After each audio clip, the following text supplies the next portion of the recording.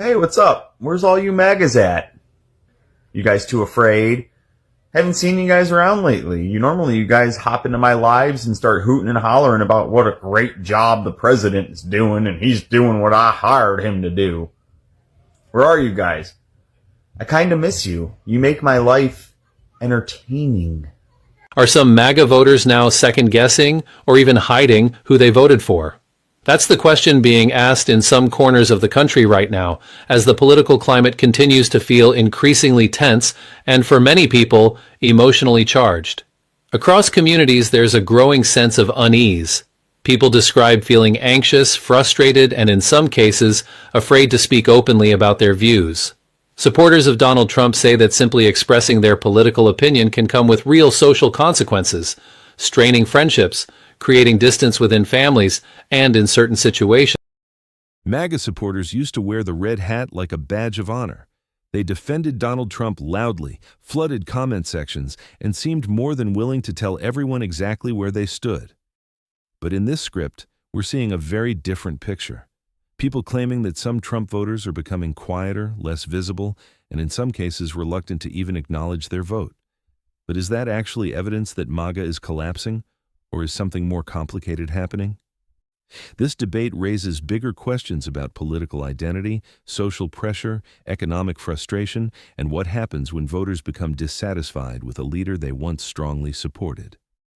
We'll break down the arguments being made, the psychology behind political silence, and the claims about voters supposedly changing or hiding their allegiance. And most importantly, we'll separate emotional political rhetoric from what the evidence can actually tell us. If you want a clear analysis rather than just another partisan shouting match, subscribe and let's jump into the debate. Around looking outside and things like that, just checking out the neighborhood. I just look at so many people who used to have all these little dumpy things on their houses, and they were really supporting that orange demon. Where they at, y'all? Why y'all hiding? Y'all supported this fool. Why y'all hiding now?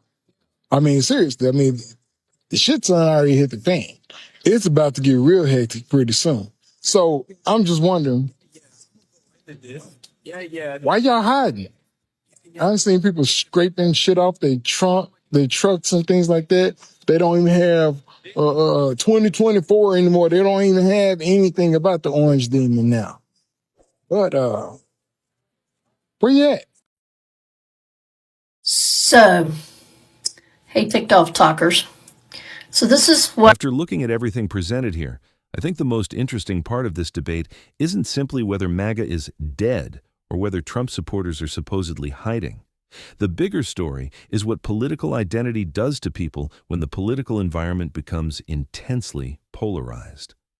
Some of the voices in this discussion interpret silence as embarrassment, regret, or political collapse, but silence can have several explanations. Someone might regret their vote. They might still support Trump but avoid confrontation. They might simply be tired of political arguments. And in some communities, openly identifying with a political movement can carry very different social consequences than it does somewhere else. At the same time, the script raises a legitimate question about accountability. If voters supported a candidate because they expected certain economic or political outcomes, they're entitled to evaluate whether those expectations were actually met. But that's where political analysis becomes more useful than simply mocking the other side. A disagreement over a vote shouldn't automatically become a judgment about someone's entire character. And political loyalty shouldn't mean refusing to acknowledge failures, whether MAGA is genuinely weakening, changing, or simply becoming less visible, is something the evidence, not viral clips or assumptions, has to establish. And ultimately, that's the bigger lesson. Political movements can survive disagreement, but they become far more difficult to understand when every disagreement turns into tribal warfare. Genuinely thought that their lives were going to be better when Donald Trump got elected. How do you feel right now? Have things gotten better for you? Have things gotten worse? Have you noticed a difference in your life, especially when it comes to spending? MAGA's over. MAGA is ending with President Donald Trump's presidency. This ridiculous show of chaos and torment that he's put not only on the United States, but the world.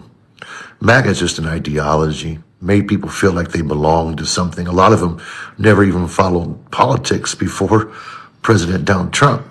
They were just, I'm a Republican, I'm a Democrat, I'm an independent. Most of them didn't even vote. So President Donald Trump is on his way out. His power is becoming useless. And the people that are working for him know it. The people that surround him every day know it. And that's why they're getting desperate when it comes to a lot of the agenda items that he's wanting to pass.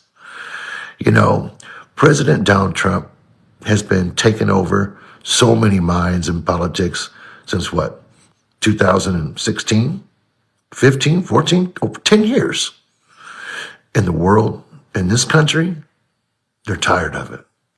So are you hanging up that red hat, that MAGA hat? Because I'm seeing a lot less of them out and about. It's almost an embarrassment. People know what it stands for now. It knows what kind of person they support. Like Trump supporters, like, what's up? Where y'all at? Why y'all hiding? Why y'all so quiet now? Like, you had so much to say, but yet now all of a sudden you're quiet when he has all these ICE shootings going on where they're killing innocent people. He just made these racist marks against the Obamas. Housing, price of gas, food, mortgages, they are still high. It's not down like y'all said it would be. Why are y'all not fighting back and telling him to do something about this stuff that you so-called said he was going to do? Like, what's up? Why y'all so quiet now? Like, y'all ain't got nothing to say? I had a sad moment today when I looked at my follower count and I had lost a lot of followers. And I didn't really understand why, and then all of a sudden it hit me. I understand why. Bye, red hats. There's a lot of Trump supporters in liberal cities that are terrified of like being outed as a Trump supporter, right? Like in New York, there's a lot of people who support Trump that will never let you know. They're really quiet about it. It's like on some Fight Club shit. Like, I don't know about Fight Club. And then if you go, yo, I'm going to Fight Club, you're like, all right, Fight Club's kind of fire. I go there. Do you want to wear a MAGA hat right now? Would you go out wearing a MAGA hat? I certainly wouldn't. I have no interest in wearing a MAGA hat. And you know what's even crazier about that? Here we are, a year into this administration. Not only is it we don't see the MAGA hats out, not only is it we don't even want to even think about putting a MAGA hat on, not only is that where the reality is, think about what it should be. We should be so proud at this point. MAGA, Trump supporters, Trump voters, 3-time Trump voters, after everything we've been through to get here, now should be the moment of pride. Now should be the moment of victory. Now should be the days where we're putting on the MAGA hat and feeling a sense of pride, feeling a sense of accomplishment, feeling a sense of I told you so, feeling a sense of we did it. And instead it's the exact opposite. Instead, nobody wants to put the MAGA hat on. Nobody wears the MAGA hat. We used to wear the MAGA hat out when you could basically putting your life in danger. We used to wear the MAGA hat out when it was the establishment right, establishment left, when everyone was against us. We wore that MAGA hat out as a big fat middle finger. But now, nobody wants to wear it. To me, that's the cultural proof that this administration is not MAGA and that MAGA is dead.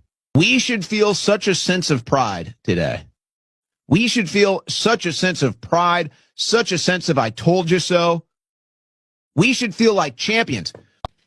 I notice you Trump supporters, y'all don't do no whole lot of talking once Trump getting them to become, y'all done voted him in for president. Y'all don't do no whole lot of talking. The only ones do talking the ones that were talking in the beginning. Y'all get behind a bag on rock. Y'all the type of person somebody come out and throw a damn rock and then hide behind the wall because they don't want to be seen that they threw this rock. Yeah, or they broke this window. Y'all some hiding ass supporters. Y'all don't see nothing in the workplace, out in the grocery store, in the movie theater. Y'all silent. Y'all don't say a word. Trump supporter silence. Once y'all do y'all deed, y'all crawl on the back of the rock and then blame the Democrats. As someone that considers themselves fairly observant in the grandest scheme and has a pretty strong track record of noticing patterns, I have seen far less MAGA hats out in the world but I've seen so much more doubling down on the internet. That's not to say that they're not still human garbage. That's not to say that they're not still absolutely shaking their fists in excitement at what has happened to 9-year-olds, because apparently that's totally cool, but they are seemingly embarrassed to wear those hats out in public. You know what's funny about making political videos? There used to be a lot of people who were very proud to have supported Donald Trump. You know, you guys used to flood the comments. You guys used to make a lot of videos. You guys were very confident. I don't see much of that anymore. Hey, MAGA, what happened to your pride? Are you not proud to have supported Donald Trump anymore? Because I really don't see you guys in my comment section anymore. Come on, be brave. Be brave and say with your chest, you fully support Donald J. Trump. What happened? Oh, by the way, who'd you vote for? You see, I feel like there's a problem with both sides of the political parties. Like, Republicans and Democrats, they need to combine together and unite as a nation and as a country. I mean, that's cute or whatever, broski, but who'd you vote for? I didn't ask for all that. You see, that's a problem right there. Like, you see, you want an answer out of me so bad, I just gave you one. I think that we should unite as a country and not be so divided. Like, what are you not getting? This is the liberal ideology I'd be talking about. Okay, so you voted for Trump. Thank you. It's gonna really suck for the red hats when the shoe is on the other foot and people start going door to door asking if they voted for Trump in the last round or if they still support MAGA. Oh, I'm sorry. Did that make you feel threatened? You think social punishment ain't a thing? You think everybody's ready to do all this again another 40, 50 years or however long it takes them?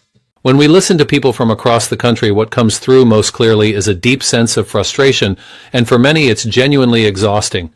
People talk about trying to keep up with rising costs, the pressure of day-to-day expenses, and what they describe as a constant cost of living strain that never really lets up. At the same time, there's also a social layer to that stress. Some say they feel like they're walking on eggshells when it comes to political conversations, especially if they supported Donald Trump, worried that saying the wrong thing could create tension in friendships, family gatherings, or even workplaces. Underneath all of that, there's a mix of emotions that's hard to ignore: frustration, fatigue, sadness, and in some cases, anger that feels like it's always just beneath the surface of everyday life. And depending on who you ask, that anger gets directed in different ways. Some people place responsibility on policies, leadership, or economic decisions. Others specifically blame MAGA voters for the direction the country has taken. What's clear is that the emotional weight of this moment isn't evenly distributed, and it's shaping how people see each other as much as how they see the issues themselves. You know what's funny is when people know they voted for Trump, but they won't come and tell you they voted for him. And I'm like, why don't you own your choice? Why are you scared to own your choice? It's because you know your choice has something in it that makes you look bad. Because the person you voted for went out there and clearly showed that he was racist, clearly showed that he was homophobic, clearly showed that he didn't give a fuck about immigrants. But you still went and voted for him because you said he was the best choice. Has anyone else noticed what I've noticed? Where have all the Trumpers gone? Hardly any here on TikTok anymore. At least they're not speaking up and identifying themselves. At least they're not making their crazy statements. At least they're not attacking and being violent in their words. Where have they all gone? So I asked MAGA, what happened to all of the red hats that I've seen for the past 10 years, but now all of a sudden, they've all but disappeared? And this type of comment was a popular answer. So let me get this straight. The super tough alpha males are scared of the beta soy boy liberals. That's what you're going with. Okay. Great again. Trump is so unpopular right now, people are having amnesia about whether they voted for him. In political science, there's a very common phenomenon called the winner's recall, or the bandwagon effect, where after an election, a chunk of voters conveniently remember voting for the winner. Nobody wants to be on the losing side of history. But what's happening right now is just the opposite. Basically, researchers for the independent outlet The Argument asked voters the day after the 2024 election who they voted for. But in every survey they've conducted since, they've asked that same question again. And what they found was that at least 6% of Trump voters now refuse to admit having voted for him. And that may sound small, but remember, the bias usually goes the other way. Voters usually remember voting for the winner. The researchers found that among Trump voters who still approve of him, 98% correctly recall having voted for him. But for the 15% of Trump voters who now disapprove of his job performance, 1 in 4 now won't admit that they voted for him. Many even claim that they voted for Kamala Harris. Trump loves to tell people that America is winning, but his approval rating is 25 points underwater, and 6% of his own voters are rewriting their history of support for him. So share this video to keep that number growing. Remember when I said that your favorite content creator on this app might be MAGA? Here's Exhibit A. Is what they're saying true? Are you MAGA? I never said I was. Well, if you're MAGA, I can't support you. I can't watch your skits anymore. Okay. I have a question. When you go to watch a movie, do you look up every actor and actress that plays in that movie before you watch it to see who they voted for? Yes. Yeah, we do. Yeah, I do. If I know somebody's MAGA, I'm not going to support them. A great example, the Melania documentary or movie or whatever you want to call it. And it doesn't even stop at movies. I'm not finna buy any products that somebody from no MAGA. I'm not finna watch any content from somebody that's no MAGA because that person voted to negatively impact millions of people's lives. There's nothing funny or interesting that person has for me anymore. Well, since you won't answer me, I'm assuming you're MAGA. I vote like an adult and I live like a human. I'm not some category. I'm a person, just like you. How you vote isn't a category. It affects real people. And I realize that. I don't agree with everything anybody does. That doesn't mean that I can't enjoy a laugh every once in a while. So if you came here for politics, you can go. I'm not addressing this again. Well, great way to let us know that you're MAGA. Not surprising though, because all you could have literally said was, hey guys, I'm not MAGA in video. Anything after that, you're trying to justify it. And here's the thing. They always want to be like, oh, I don't want to be political, but why did you make this video? If you didn't want to be political, you didn't have to make this video at all. And the thing is, you could have eased everybody's mind by saying yes or no. Literally, that's it. But you didn't do that. Instead, you made this whole drawn out skit about why you're MAGA.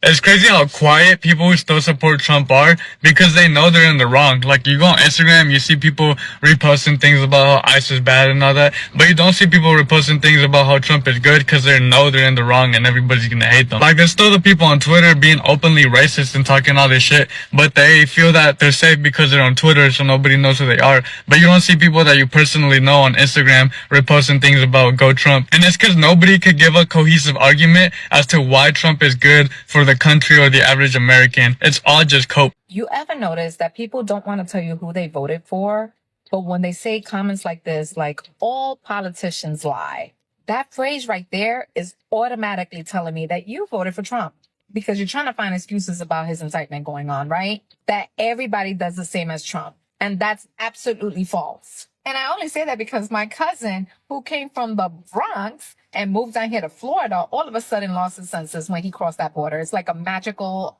line there in that border. And now all of a sudden he's a Republican. But he tried to tell me that he was like all politicians lie. But no, all politicians do not lie like Trump. So there was a newspaper article that was published this week, and it was very telling. In 2016, the polls were so off that they broke records on how off they were in terms of Trump winning and Trump winning by as much as he did. So pollsters began to figure out, they did a postmortem to find out where they missed the mark. And they clearly missed the mark in terms of the hidden Trump support, the secret Trump voter. And so they began adjusting their calculations and how they polled to get more accurate.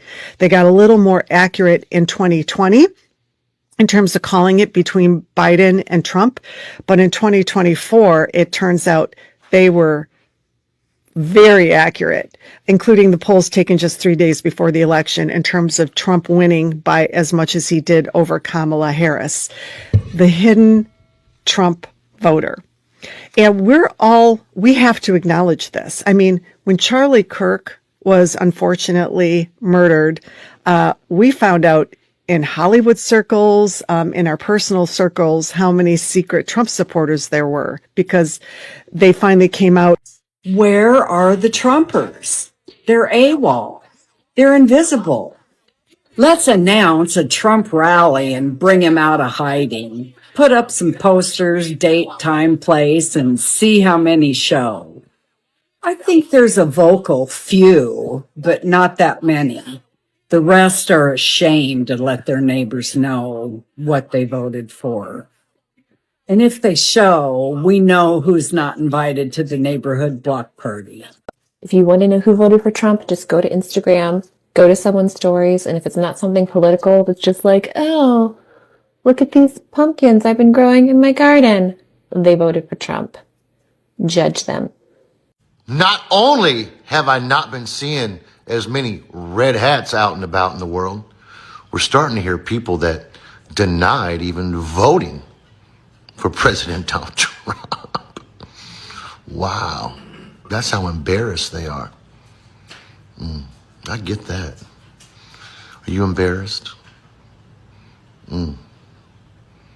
Bye. You undercover Trumpies, why do you get so upset when everyone finds out that you're a Trumpy? They don't want to associate with you. You've literally seen how people are reacting to Trumpies in their everyday lives. People have cut off their family. They've broken up with boyfriends. They've let go of friends. Why do you think that they wouldn't cut off a random influencer, a random TikToker? And then you want to get mad when they do. Like, go pander to your people. Go be with your community. Why? What happened to all the red hats? I'm here in DFW, and I used to see red hats everywhere. I don't see them so much anymore. Huh. What do you think's going on?